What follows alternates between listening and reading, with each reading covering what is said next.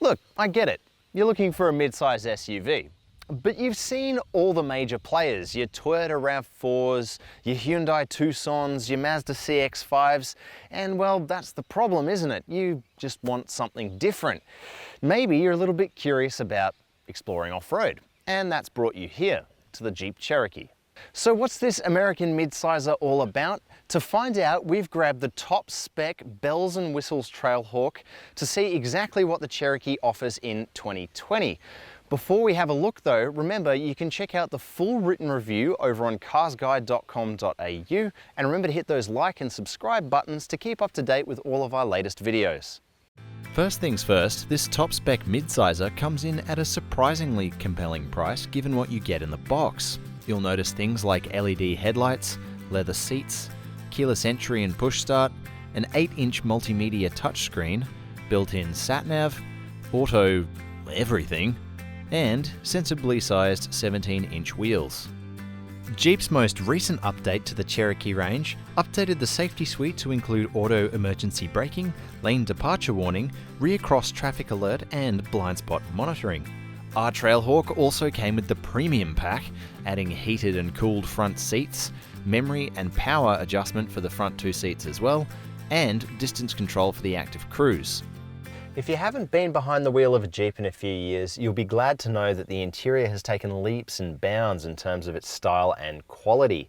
This new multimedia system hosted on an 8-inch touchscreen is slick, intuitive and fast, and it also has Apple CarPlay and Android Auto connectivity. There's also much less of that big chunkiness Americans seem to be obsessed with the exception of the wheel and this A-pillar, which takes up a fair bit of your peripheral vision. Now, our Trailhawk does have quite a few notable features around here in the boot. First off, it's completely automated. A nice touch for when you're trying to wrangle luggage or kids or both. Secondly, on the Trailhawk model only, the floor is carpeted here, and you might have noticed the boot floor is also a bit high, and that's because there's actually a full-size spare underneath, and that's another win for country buyers. So, will it fit our set of cases? Let's find out. One in there, one in there, and one, I think, in here.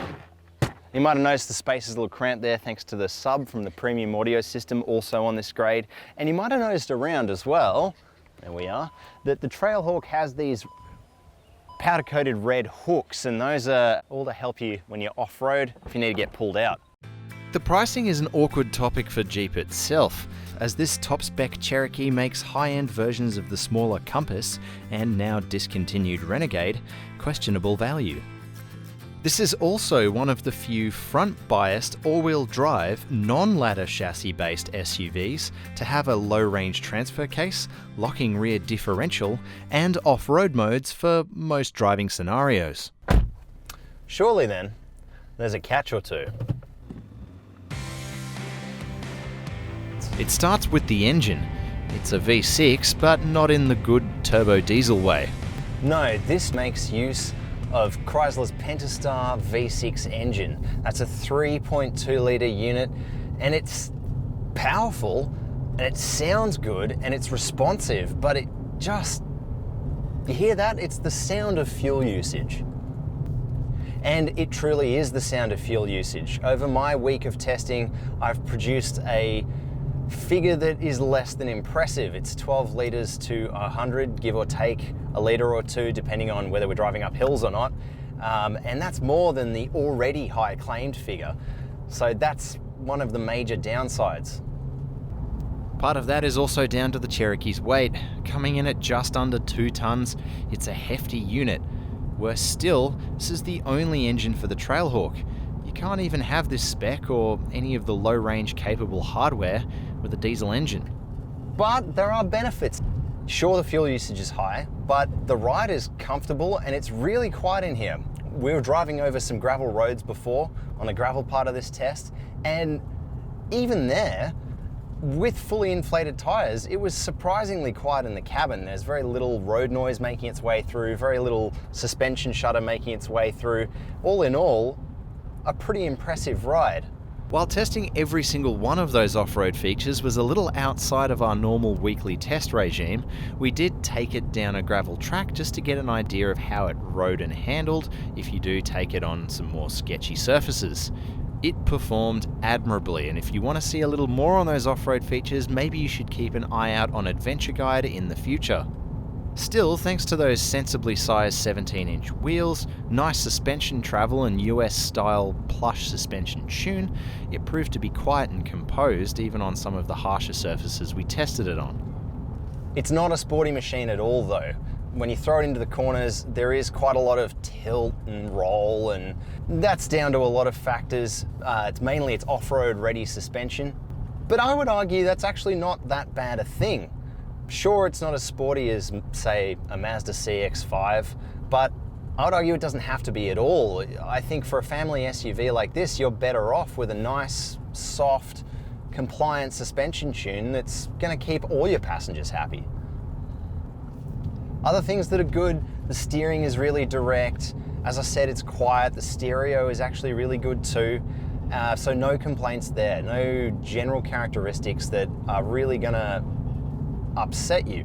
As I mentioned before, the A-pillar does eat a little bit of your vision there, which can be a little off-putting at T-junctions, for example, but vision out the back is good, and so is vision out the sides.